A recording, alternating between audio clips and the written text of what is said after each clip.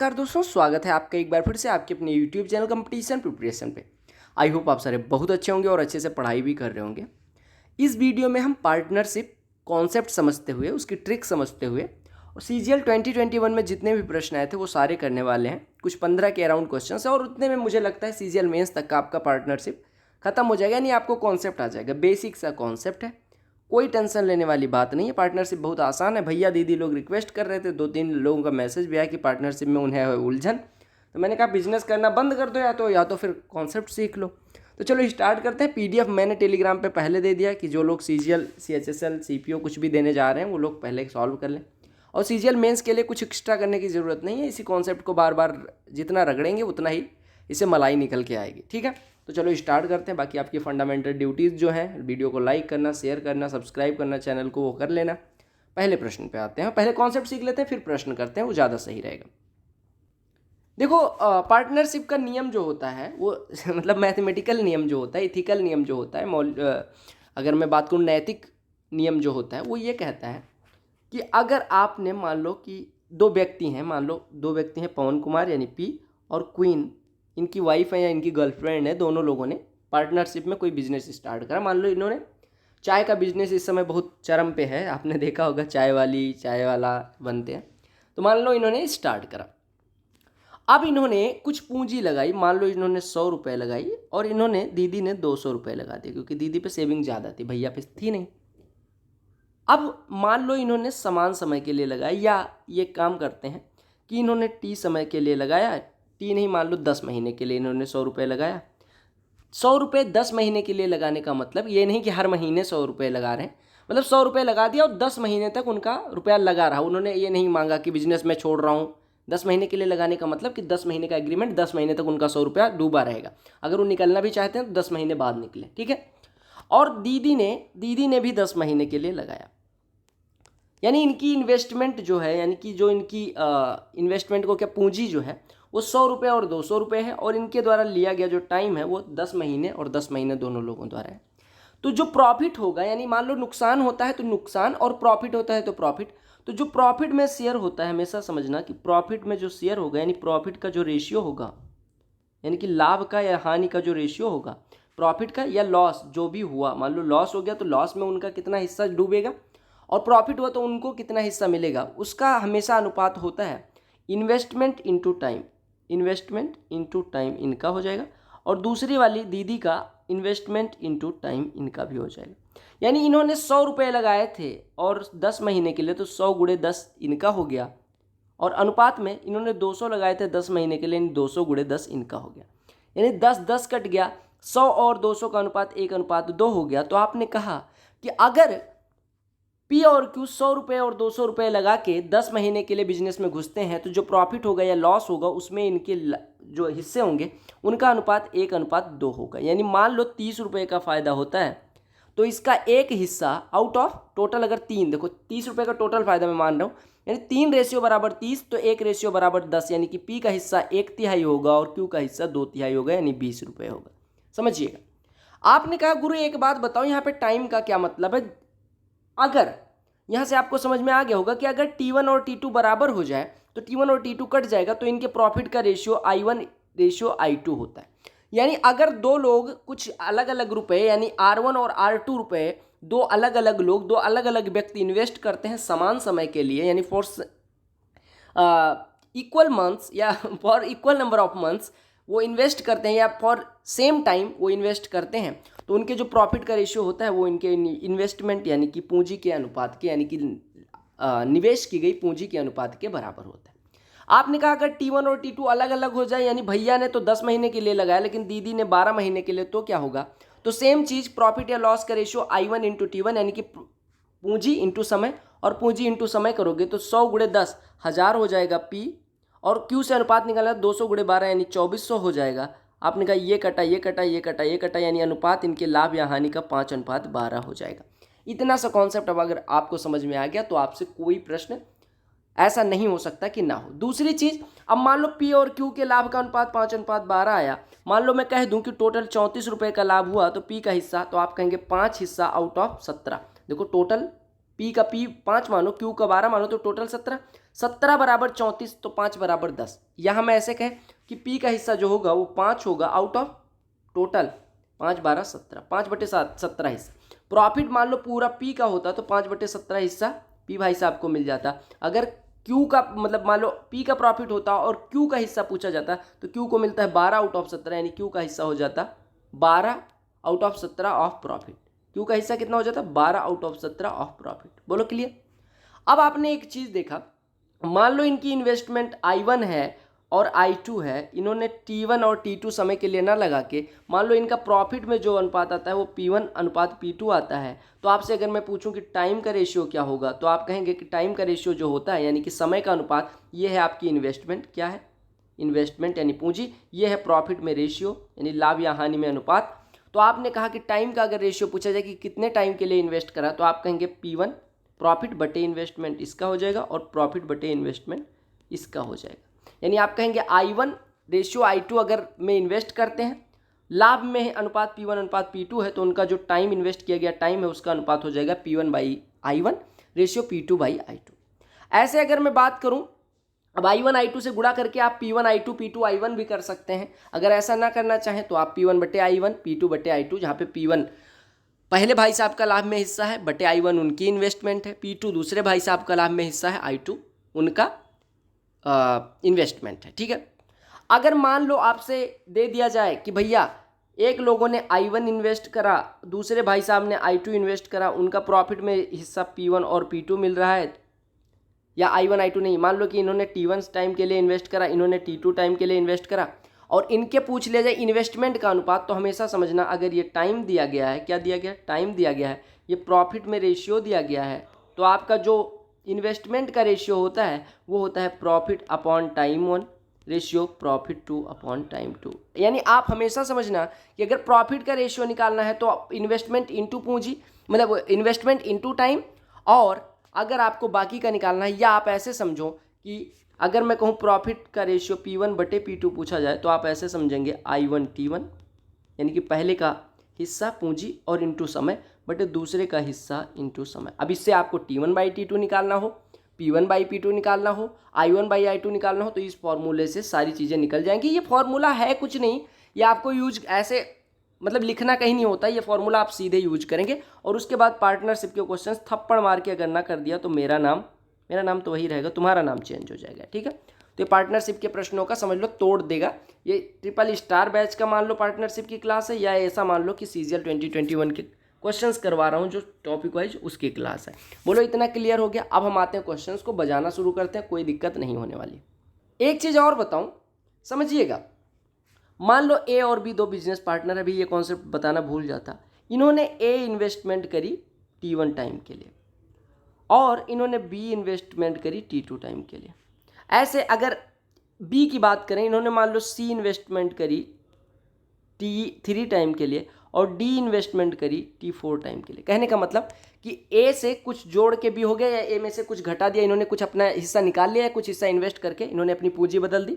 ऐसे B ने भैया C इन्वेस्ट किया था, कुछ या तो डाल दिया यानी कुछ रुपए बढ़ा दिए, कुछ रुपए घटा दिए, तो इनका जो हिस्सा हो गया वो D हो गया और इनका हिस्सा B हो गया। अब कहा जाए इनके लाभ का अनुपात क्या होगा, तो सेम चीज़ फिर अप्लाई होगा। इन्होंने A पूंजी T1 टाइम के लिए यानी A into T1 plus B पूंजी T2 टाइम के लिए यानी B इंटू T2, इसका रेशियो ले लेना है C into T3 plus D into T4 से, और ये हो जाएगा प्रॉफिट ऑफ A बटे प्रॉफिट ऑफ B का अनुपात। समझ लो, यानी A पूंजी को इन्होंने T1 टाइम के लिए इन्वेस्ट करा, B पूंजी को T2 टाइम के लिए, तो टोटल पूंजी का जो अनुपात होगा वो A के लिए ये हो जाएगा। B के लिए अगर मैं बात करूँ C into T3 D into T4 यानी कि B की इन्वेस्टमेंट इतनी हो जाएगी। और आपको पता है इन्वेस्टमेंट इंटू टाइम बटे इन्वेस्टमेंट इंटू टाइम जो रेशियो होता है वो प्रॉफिट का रेशियो होता है, यानी A का प्रॉफिट ये हो जाएगा, B का प्रॉफिट ये हो जाएगा। और कैलकुलेट कैसे करेंगे, ऐसे समझ आ गया। अब देखो प्रश्न, देखो आंसर करने की कोशिश करो, कोई दिक्कत नहीं होने वाली है। देखो कहा क्या गया, कहा गया A B और C ने एक बिजनेस स्टार्ट करा इस प्रकार से कि A ने शुरुआत में 29,000 इन्वेस्ट करा, B और C ने 25,000 इन्वेस्ट करा। 4 महीने, अब मान लो इन्होंने पूरे 12 महीने के लिए, मतलब तीनों का समय समान होता, तो इनका आपको पता है कि जब समय समान होता है यानी T1 बराबर T2, तो इनके प्रॉफिट में जो हिस्से होते हैं उनका अनुपात बराबर हो जाता है I1 अनुपात I2। 2 लोगों के लिए मैंने समझा दिया है, 3 लोगों के लिए आपको खुद ही समझ जाना है। कहा गया ए बी सी ने इन्वेस्टमेंट शुरू करी, यानी ए ने, बी ने और सी ने। अब 29,000 को चाहे 29 लिखो और चाहे 29 के लिख लो या 29,000, आपको कैलकुलेशन में आसानी के लिए छोटी डिजिट उठाया करो। यानी ए ने 29 इन्वेस्ट करा, बी ने भाई साहब ने 25 इन्वेस्ट करा और सी भाई साहब ने भी 25 इन्वेस्ट करा। ऐसा कहा गया 4 महीने बाद, 4 महीने बाद यानी 4 महीने तक ये इन्वेस्टमेंट रहा है। उसके बाद यानी 4 महीने के लिए तो ये इन्वेस्टमेंट रहा, उसके बाद की बात की गई कि ए ने 3,000 निकाल ली, यानी अब ए की पूंजी बची 26,000, ठीक है। और इसके 2 महीने बाद यानी कि 2 महीने तक ऐसा रहा, उसके 2 महीने बाद यानी कि 6 महीने होने के बाद फिर क्या होता है, सी ने 12,000 और निवेश कर दिए, ठीक है। सी ने 12,000 और निवेश कर दिए, यानी सी का हिस्सा अब हो गया 37, 25 में 12 जोड़ देंगे 37। अब कहा गया वर्ष के अंत में 33,200 का लाभ होता है, तो सी का हिस्सा बताओ। एक बात बताओ, सी ने कितना 25,000 6 महीने के लिए, क्योंकि देखो 4 महीने पहले और 2 महीने उसके बाद यानी 6 महीने बाद इन्वेस्ट करा, और वर्ष के अंत में यानी कि पूरा 12 महीने तक इन्वेस्टमेंट चली है, यानी 6 महीने तक तो सी ने कोई चेंज नहीं किया और बाकी बच्चे 6 महीने के लिए उसने अपना 12,000 बढ़ा दिया। यानी सी की इन्वेस्टमेंट अगर पूछूं तो सी की इन्वेस्टमेंट है 25 6 महीने के लिए और फिर 37 6 महीने के लिए, यानी 25 गुणे 6 धन 37 गुणे 6, यानी आप इसको लिख सकते हैं 25 प्लस 37 गुणे 6 यानी कि 62 गुणे 6, यानी कि सी की इन्वेस्टमेंट हो गई 62 गुणे 6 और बटे में टोटल आपने कहा ए ने 29 4,000 के लिए 4 महीने के लिए, यानी 29 गुणे 4 ए की इन्वेस्टमेंट, फिर 26 बाकी महीने के लिए, यानी 26 कितने महीने के लिए भैया, 26 कितने महीने के लिए, देखो 4 महीने तक ए ने 29 इन्वेस्ट रखा और बाकी पूरे साल के लिए उसने 3,000 कम कर दिया, यानी कि इसकी इन्वेस्टमेंट 4 महीने के लिए 29 और 8 महीने के लिए 26 रही। बी ने कोई चेंज नहीं किया, तो बी ने 25 इन्वेस्ट किया था और 25 से पूरे 12 महीने तक 25 पे ही ऑपरेट करा। और सी का भी आपने निकाला, ऊपर लिखा कि 62 गुणे 6 सी की टोटल इन्वेस्टमेंट, यानी सी का लाभ में हिस्सा बराबर हो जाएगा सी की इन्वेस्टमेंट बटे टोटल ए बी सी तीनों की इन्वेस्टमेंट। अब आपसे जो कट पीट रहा है वो काट पीट लो, नहीं कट पीट रहा है छोड़ दो, कोई दिक्कत नहीं। अब आपने कहा कि अगर हम यहाँ काटना चाहें तो 4 से कट रहा है, 4 से काटोगे ये कटेगा, यहाँ पे 3 आ जाएगा, यहाँ पे 31 आ जाएगा, यहाँ पे 31, यहाँ पे 3 यानी 93 हो जाएगा, यहाँ पे 3 हो जाएगा, यहाँ पे 2 हो जाएगा। यानी आप अगर सॉल्व करो तो ऊपर हो गया 93 और नीचे हो गया आपका 29 और 52 कितना हो जाएगा 81 और 75 कितना हो जाएगा 156 और 93, 156 और 93 कितना हो जाएगा 249, यानी 249 हिस्सा में से 93 हिस्सा सी की इन्वेस्टमेंट है। यानी सी का लाभ में जो अनुपात होगा वो इसी अनुपात में होगा, यानी अगर टोटल लाभ 3 32 डुअल 0 का हुआ है तो सी का हो जाएगा 93 बटे 249 गुणे 3 32 डुअल 0। अब इसी को सॉल्व कर लेना है, काटो 3 से काटोगे ये मिलेगा 3 8 और 3 3 से कटेगा 31 हो जाएगा, 83 चौको 332 यानी 400, यानी 400 से गुणा होगा 2 0, 31 चौको 124, यानी 12,400 का सी का इन्वेस्टमेंट में सी का प्रॉफिट में रेशियो होगा। समझ आ गया, यानी कि सी का प्रॉफिट में हिस्सा कितने का हो जाएगा 12,400। अब ये मैं इतना बेसिक से इस वजह से गया कि मुझे ये समझाना था कि जिस अनुपात में इन्वेस्टमेंट होगी, मान लो सी के प्रॉफिट में हिस्से की बात की जाए तो सी की इन्वेस्टमेंट और बटे टोटल इन्वेस्टमेंट इतना होता है सी का हिस्सा लाभ में, ठीक है, इतना हिस्सा लाभ में मिलेगा सी को। अब देखो इसमें कुछ भी नहीं है, कहा गया ए और बी ने कुछ राशियां निवेश करके व्यवसाय शुरू किया, 8 महीने के अंत में ए व्यवसाय से बाहर हो गया, अपना पैसा वापस ले लिया। ए और बी को वर्ष के अंत में 5:9 के अनुपात में लाभ प्राप्त हुआ। बी ने 36,000 का निवेश किया था, तो ए ने कितनी राशि निवेश की थी पूछा गया। देखो ए और बी की बात की गई, ए और बी की इन्वेस्टमेंट की बात की गई, लिख दो ए और बी ने इन्वेस्ट करा, ठीक है। ए आपसे कहा गया 8 महीने बाद बाहर हो गया, यानी ए का इन्वेस्टमेंट टाइम 8 था और पूरे साल देखो वर्ष के अंत की बात की गई, यानी बी ने 12 महीने के लिए इन्वेस्ट करा, ठीक है। ए ने 8 महीने के लिए और बी ने 12 महीने के लिए। आपसे कहा गया बी ने कितना इन्वेस्ट करा 36,000, ए का मान लो ए रुपये इन्वेस्ट करा और इनका लाभ के जो देखो वर्ष के अंत में इस अनुपात में लाभ प्राप्त हुआ, यानी कि लाभ का अनुपात 5:9 हो गया। आपको पता है कि अगर ए का इन्वेस्टमेंट ए माने 8 महीने के लिए, तो ए का लाभ में अनुपात होना चाहिए ए गुणे 8 बटे बी का होना चाहिए 36 गुणे 12, यानी 36,000 गुणे 12 को 36 गुणे 12 लिख लो, 1000 में कैलकुलेट कर रहे हैं। ए का इन्वेस्टमेंट मान लो ए 1000, तो ए 1000 8 महीने के लिए ए का हो गया, 36,000 12 महीने के लिए 36 गुणे 12 बी का हो गया, और ये जो आपको दिया गया वो 5/9 दिया गया, तो आपको ए को कैलकुलेट करना है। 9 से काटोगे 4 आएगा, 4 दूनी 8 हो जाएगा, 2 से कटेगा 6, यानी ए बराबर 6 पंचे 30, और आपने ए का इन्वेस्टमेंट इतना 1000 माना था, यानी ए का इन्वेस्टमेंट हो जाएगा 30 के। अब आपको प्रश्न समझ में आने लग गए होंगे। कहा गया 3 व्यक्ति हैं जो अपने प्रॉफिट को 9:8:11 के अनुपात में बांटते हैं। उनकी कैपिटल्स 4 महीने, 6 महीने और 18 महीने के लिए लगी थी, तो उनका कैपिटल का अनुपात क्या होगा। आपने कहा कि उनके प्रॉफिट का रेशियो दिया गया 9:8:11, यानी प्रॉफिट है 9:8:11 के अनुपात में, ठीक है।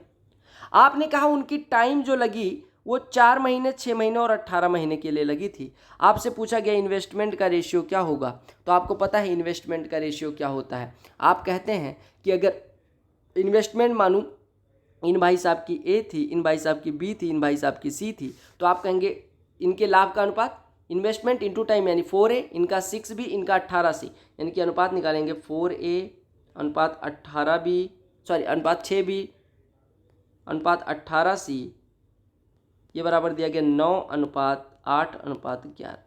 तो आपसे उनकी पूंजी का अनुपात पूछा गया है। आराम से सॉल्व कर लो।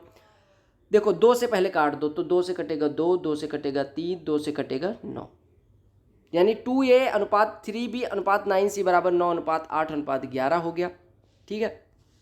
या अब यहाँ से आप तीनों अनुपात को लेके सॉल्व कर लो, या अगर ऐसे नहीं करना चाहते तो आप क्या करोगे, आपको पता है कि इन्वेस्टमेंट का जो रेशियो होता है वो होता है profit upon time. Profit upon time अगर करें पहले व्यक्ति के लिए तो 9/4 पहले का हो जाएगा, दूसरे का कितना हो जाएगा 8/6, यानी कि 4/3 हो जाएगा, और तीसरे का 11/18 हो जाएगा। 4, 3 और 18 का एलसीएम लोगे तो 36 आएगा। 36 से कर दो गुणा, तो यहाँ पे कटेगा 9 9 81 हो जाएगा। यहाँ पे 36 से गुणा करोगे 12 चौको 48 हो जाएगा। यहाँ पे 11 दूना 22 हो जाएगा। यही यानी आपका अनुपात हो जाएगा किसका, ये किसका अनुपात हो जाएगा, ये इनकी इन्वेस्टमेंट यानी पूंजी का अनुपात होगा। यानी आपने क्या किया, आपको पता है कि इन्वेस्टमेंट का रेशियो जो होता है वो प्रॉफिट अपॉन टाइम होता है, तो profit upon time, profit upon time, profit upon time. तो 9/4, 8/6, 11/18, आपने 8/6 को सिंप्लीफाई करा 4/3, 11/18 हो गया। फिर एलसीएम लिया हर का, गुणा कर दिया, सिंपल रेशियो आपका आ गया।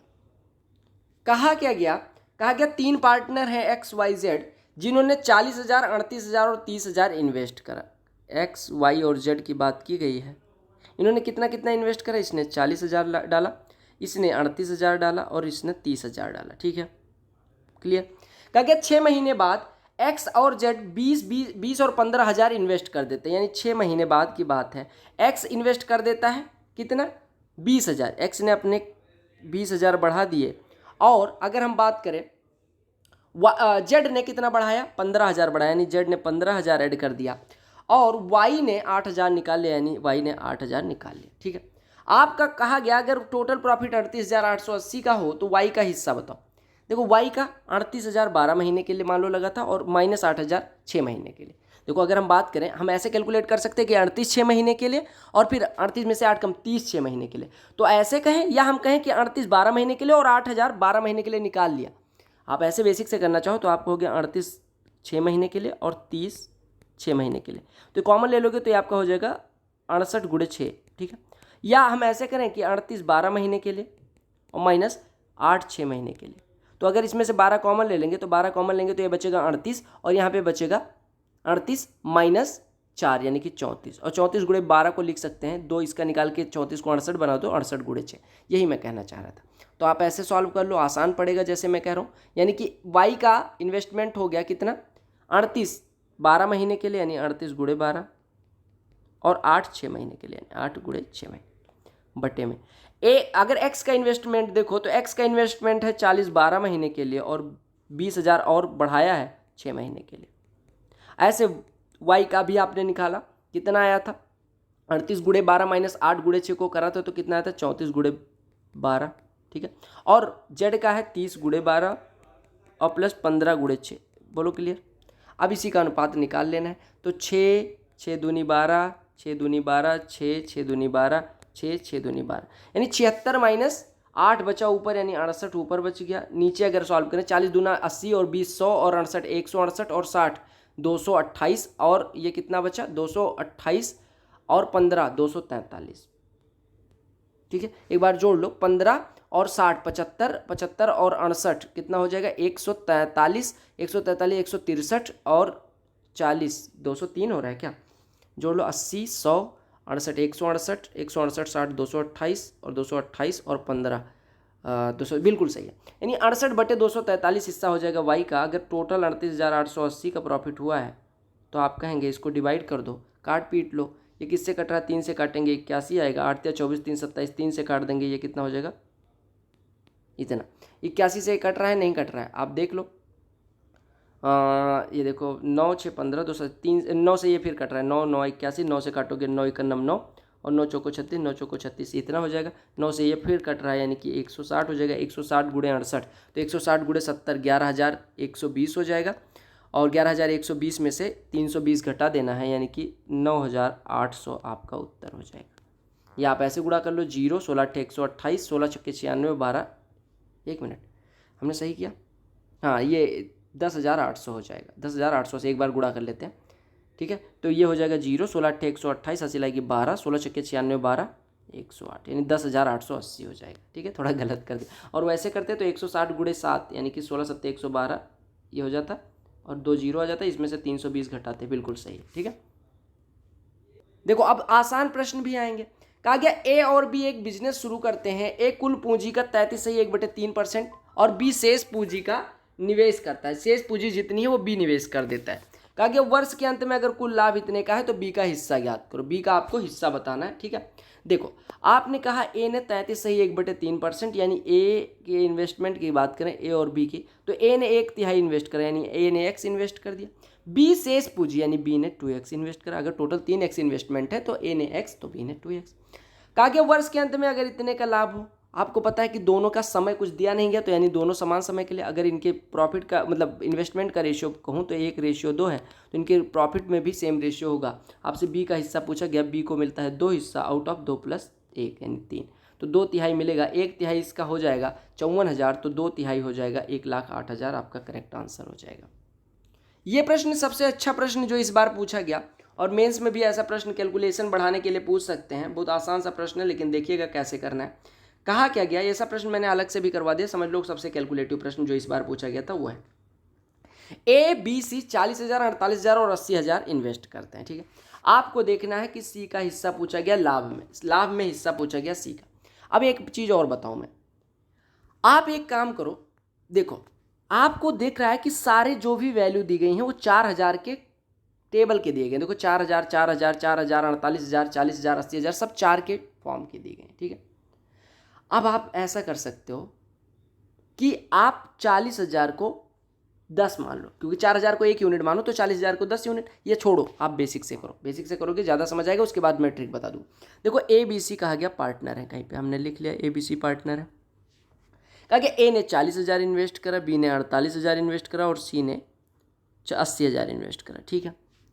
कहा गया 6 महीने के बाद बचे हुए after for the remaining time A added 4,000 per month, B added 4,000, C withdrew 4,000 every month.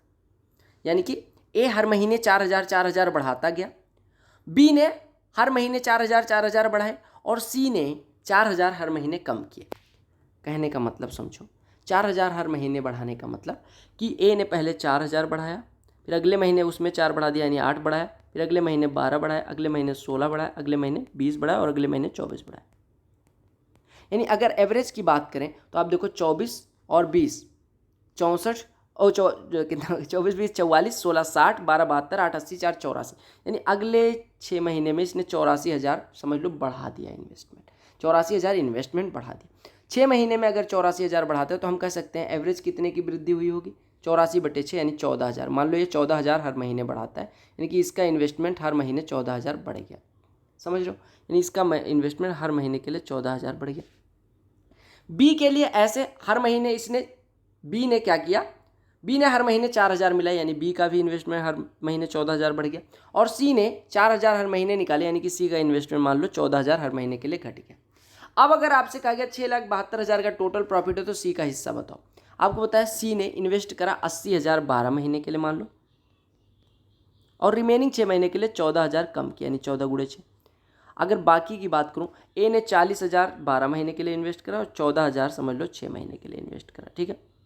ऐसे बी की बात करें 48,000 12 महीने के लिए इन्वेस्ट करा और 14,000 6 महीने के लिए इन्वेस्ट करा। और सी की बात करें तो 80,000 12 महीने के लिए इन्वेस्ट करा और 14,000 6 महीने के लिए निकाला। अब आपका कुछ कट पीट रहा है, उस काट पीट दो।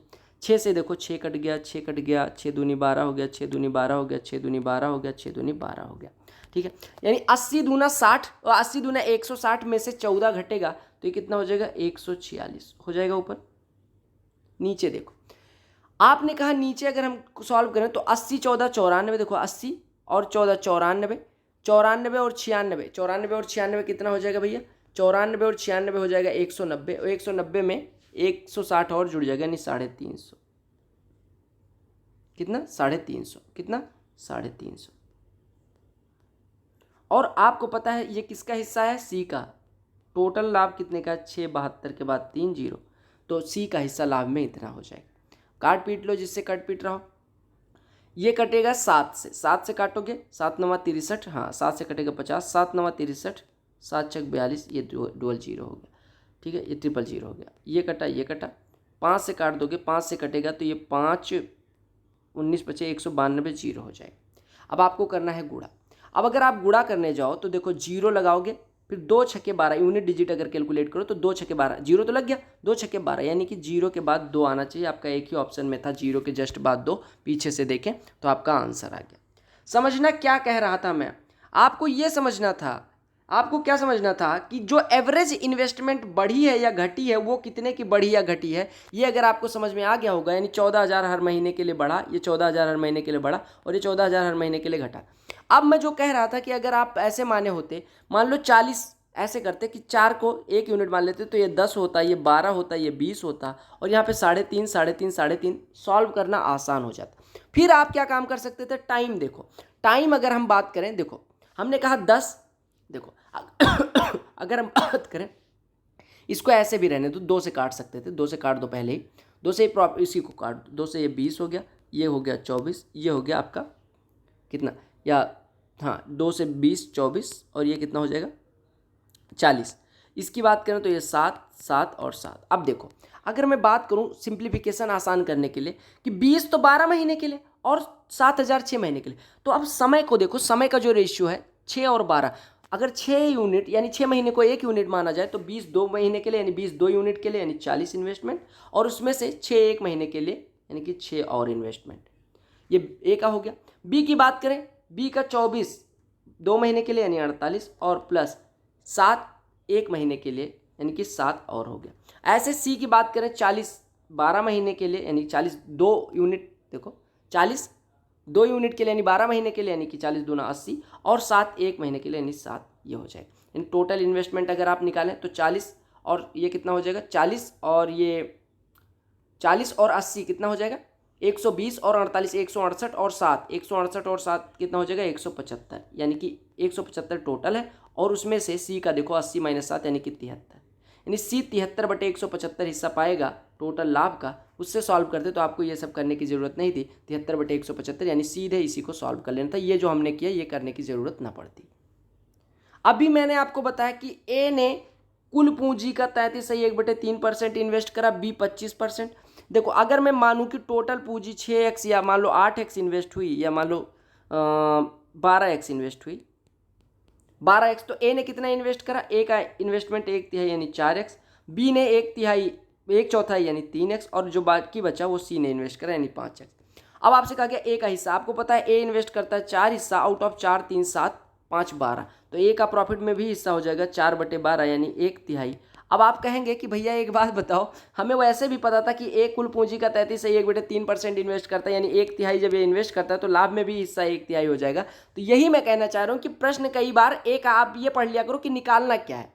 अगर आप ये पढ़ लो कि निकालना क्या, ए का हिस्सा लाभ में पूछा गया, आपने कहा एक कुल पूंजी का 33.1/3% इन्वेस्ट करता है, तो अगर 1/3 इन्वेस्ट करता है तो लाभ में भी 1/3 हिस्सा मिलेगा। यानी अगर टोटल लाभ इतने का है तो 1/3 हिस्सा यानी 3 7 21 3 73,000 रुपये ए का हिस्सा हो जाएगा लाभ में। वही चीज़ फिर दी गई, ए का आपसे लाभ में हिस्सा पूछा गया। अब हमें नहीं मतलब कि क्या कहा गया, बी शेष पूंजी, आपसे कहा गया ए कुल पूंजी का 33.1/3% यानी ए ने 1/3 इन्वेस्ट किया तो 1/3 लाभ में हिस्सा होगा। आपने कहा 1,86,000 का टोटल लाभ है तो उसका 1/3 यानी कि 3 छक्के 18 3 दूनी यानी 62,000 ए का लाभ में हिस्सा, क्योंकि जिस अनुपात में इन्वेस्ट करेगा, जितना हिस्सा इन्वेस्ट करेगा उतना ही हिस्सा प्रॉफिट में मिलेगा। कहा गया ए ने, कोई एक आदमी है जो कोई बिजनेस स्टार्ट करता है, पहले वर्ष में उसने 60% लाभ अर्जित किया और कुल पूंजी का 50% दान कर दिया। मान लो 100 रुपये इन्वेस्टमेंट के साथ उसने स्टार्ट करा, पहले साल के अंत में उसका जो लाभ है वो 60% यानी 60 रुपये हुआ, यानी कि उसका टोटल हो गया 160, और 160 का उसने 50% दान कर दिया, यानी पहले साल के अंत में उसके पास अब बचे हैं 80 रुपये। फिर दूसरे और तीसरे साल में भी उसने सेम चीज़ कमाई। दूसरे साल के अंत में अगर हम बात करें तो दूसरे साल के अंत में उसका फिर 60% बढ़ा, यानी कि 60% बढ़ने का मतलब 160% हुआ, और फिर उसका आधा दान कर दिया, यानी कि 80 का 80% बचा होगा, यानी कि 64% बचा होगा, मतलब 64 रुपये बचा होगा। फिर आपसे कहा गया कि अगले साल फिर तीसरे साल फिर यही चीज़ करता है कि 60%, यानी कि 64 का 160% हो जाता है, और फिर उसका आधा दान करता है, यानी 64 का 80%, यानी आपका 64 अट्ठे 512, यानी 51 रुपये 2 पैसे आपके पास बचे हैं। किसके पास? ए के पास। अब आपसे कहा गया कि अगर उसके पास जो शेष रुपए हैं, यानी 51.2 जो निकाला है वो 15,360 है, तो उसने व्यवसाय किस राशि से शुरू किया था? यानी 51.2 आपको दे दिया गया 15,360, यानी 1 बराबर कितना हो जाएगा? 3 हो जाएगा, ये 300 हो जाएगा। ठीक है, 1 बराबर 300, तो आपका इन्वेस्टमेंट आपने 100 माना था, यानी 100 बराबर कितना हो जाएगा? 30,000। क्लियर हो गया? या आपने कहा देखो उसने कुछ इन्वेस्ट करा, उसका 60% लाभ यानी 160% हुआ, और फिर उसने आधा दान कर दिया, यानी 80% बचा। फिर सेम चीज इसका 80, अगले साल फिर वही चीज हुई, 60% बढ़ा यानी 160% हुआ, और फिर आधा दान कर दिया यानी 80% फिर बचा, यानी 80/100, 80/100 और फिर 80/100। यही चीज़ तीसरे साल भी हुई, यानी इतना हुआ। यानी आप कहेंगे 4/5 के पावर 3 हिस्सा ये उसके पास बचेगा, यानी आपको 64 हिस्सा दिया गया, तो आपसे कहा गया शुरुआत में अगर 125 था तो ये निकालना है। बोलो क्लियर? देखो अब यहाँ पे तीनों लोग एक साथ ना ज्वाइन करके कहा गया ए और बी ने संयुक्त, सॉरी दो लोग हैं ए और बी, कहा गया ए ने 60,000 निवेश करके बिजनेस स्टार्ट किया। ठीक है, 3 महीने बाद बी भाई साहब आते हैं और ये 80,000 इन्वेस्ट कर देते हैं। ठीक है, दूसरे वर्ष का जब शुरुआत होता है, दूसरे वर्ष के शुरुआत में क्या होता है कि ए ने 30,000 और निवेश करे, यानी कि एक आप हो गया 30,000 बढ़ गया। ठीक है, और कहा गया बी ने 5,000 निकाल लिए, यानी कि बी का 5,000 निकल गया। आपसे कहा गया 2 वर्ष में ए ने 35,880 का लाभ अर्जित किया, और इस प्रकार से देखो ए का लाभ दिया गया 35,880। ये किस प्रकार से? कहा गया कुल लाभ का आधा वो समान रूप से बांटते हैं, और शेष पूंजी अनुपात में, मतलब शेष जो है वो जिस इन्वेस्टमेंट रेशियो जो है उसी अनुपात में शेष लाभ को बांटते हैं। तो आपसे कहा गया बी का लाभ बताना। समझिएगा, देखो मैं एक बात बताऊं कि अगर मैं मानूं 2x का टोटल लाभ होता है, तो x रुपये तो उन्होंने अपने हिसाब से, यानी x/2 ए को मिल गया, x/2 बी को मिल गया, यानी आधा उन्होंने बराबर बराबर कर लिया। अब जो बचा x, उसमें उन्होंने बांटा इनके इन्वेस्टमेंट के रेशियो में। तो आप पहले इन्वेस्टमेंट का रेशियो कैलकुलेट करो। देखो ए ने 60,000 इन्वेस्ट करा, आपने कहा दूसरे साल के शुरू में 30,000 बढ़ाया, यानी कि 2 साल के अंत तक, मतलब पहले साल पूरा 60,000 चला और दूसरे साल 30,000 बढ़ गया। यानी अगर हम बात करें तो ए का 60,000 भाई साहब 12 महीने के लिए, और फिर 90,000 12 महीने के लिए। बी के लिए बात करें 80,000 9 महीने के लिए, और फिर 75,000 12 महीने के लिए। ये इन्वेस्टमेंट है। यानी अगर हम बात करें ए का इन्वेस्टमेंट, तो आप कहेंगे 60,000 12 महीने के लिए और प्लस 90,000 12 महीने के लिए।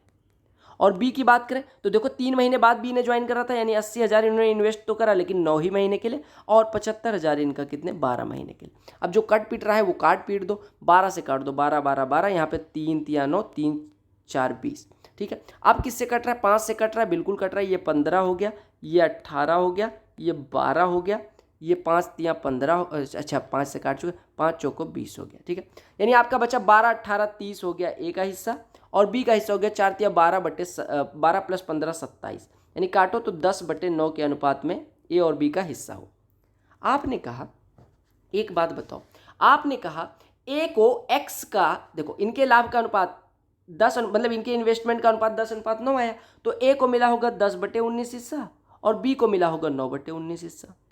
ठीक है, आपने कहा कि x का 10/19 हिस्सा और x/2 ये टोटल a को मिला है, यानी x/2 प्लस 10x/19 बराबर आपको दिया गया है, तो आपसे x/2 प्लस 9x/19 आपको निकालना है। क्लियर हो गया?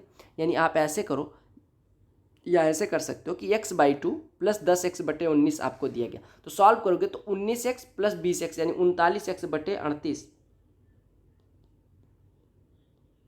ये कितना दिया गया है? 35,880। 39 से काटोगे, 39 से कटेगा, 13 से काटो, 3 से काटो, पहले 3 5 8 8 16, ठीक है, 3 से काटोगे 13 आएगा, 3 से काटोगे 3 एकम 3, 3 एकम 3, 3 9 27, 3 से इतना, 13 से काटोगे 13 9 920, यानी x बराबर हो गया 920 गुणे 38, ये x की वैल्यू है।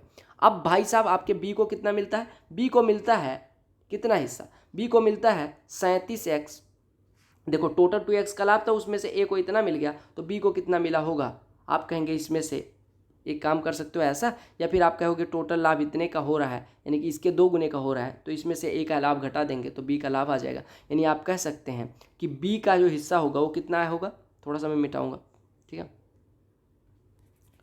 थोड़ा सा यहाँ पे मिटा के आपको बता रहा हूँ। ये बेसिक से ये कॉन्सेप्ट आपके जो हैं, जो भी कॉन्सेप्ट हैं, ये आपके टाइम टेकिंग कॉन्सेप्ट जरूर है, लेकिन गलती नहीं करवाएंगे। और मैं वही बता रहा हूँ कि टाइम का रेशियो ये सब जितना आप सिंप्लीफाई कर पाओगे उतना आसानी से कर पाओगे।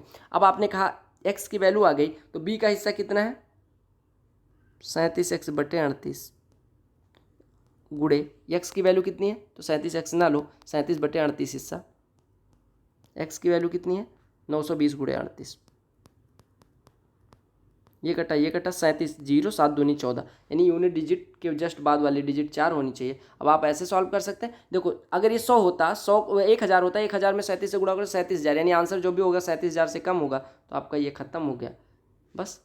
और आप देखो अगर आपने ये निकाल लिया था कि इनका प्रॉफिट में रेशियो ये है, देखो अब मैं इसको सिंपल ट्रिक बता रहा हूँ, ट्रिक समझ लेना, नहीं तो बाद में चिल्लाते हो कि ट्रिक नहीं बताई।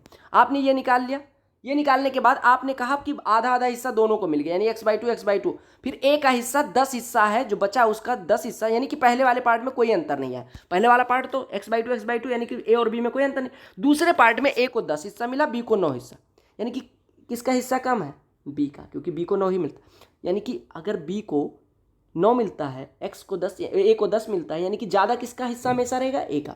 यानी a का हिस्सा अगर 35,880 है तो b का इससे कम ही होगा, एक ही ऑप्शन था जो 35,880 से कम दिया गया था, तो ये आपका आंसर हो जाएगा।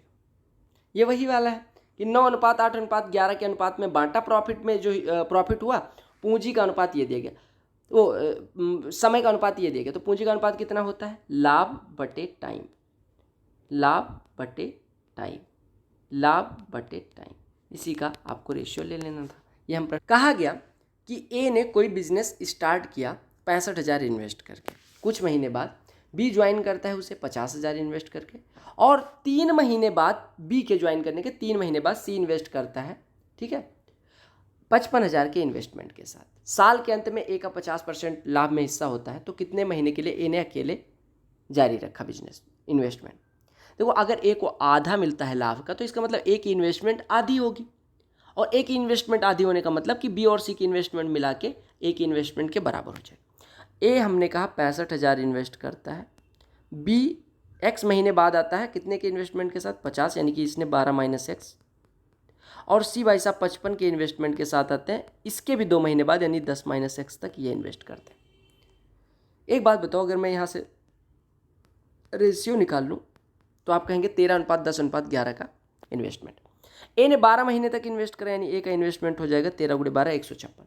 बी ने 10 12 माइनस एक्स महीने के लिए, यानी 120 माइनस 10 एक्स इसकी इन्वेस्टमेंट हो जाएगी, और सी ने 11 10 माइनस एक्स, यानी 110 माइनस 11 एक्स इसकी इन्वेस्टमेंट हो जाएगी। अच्छा 3 महीने, यानी ये 9 minus x, 1 minute, 9 minus x यानी कि ये 99 कर लेना, ठीक है, 1 मिनट, ये 99 होगा, ठीक है, ये थोड़ा सा गलत हो गया था,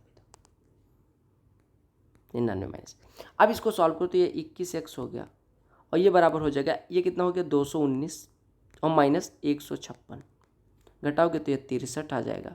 21x बराबर 63, यानी x बराबर 3, यानी ए ने कितने महीने तक अकेले जारी रखा, 3 महीने तक, क्योंकि 3 महीने बाद बी आए, देखो x महीने बाद हमने माना था बी आए, यानी 3 महीने बाद बी आए, और 5 महीने बाद 6 महीने बाद, यानी इसके 3 महीने बाद, यानी 6 महीने बाद सी आए, तो इन्हें अकेले कितने दिन जारी रखा, 3 महीने।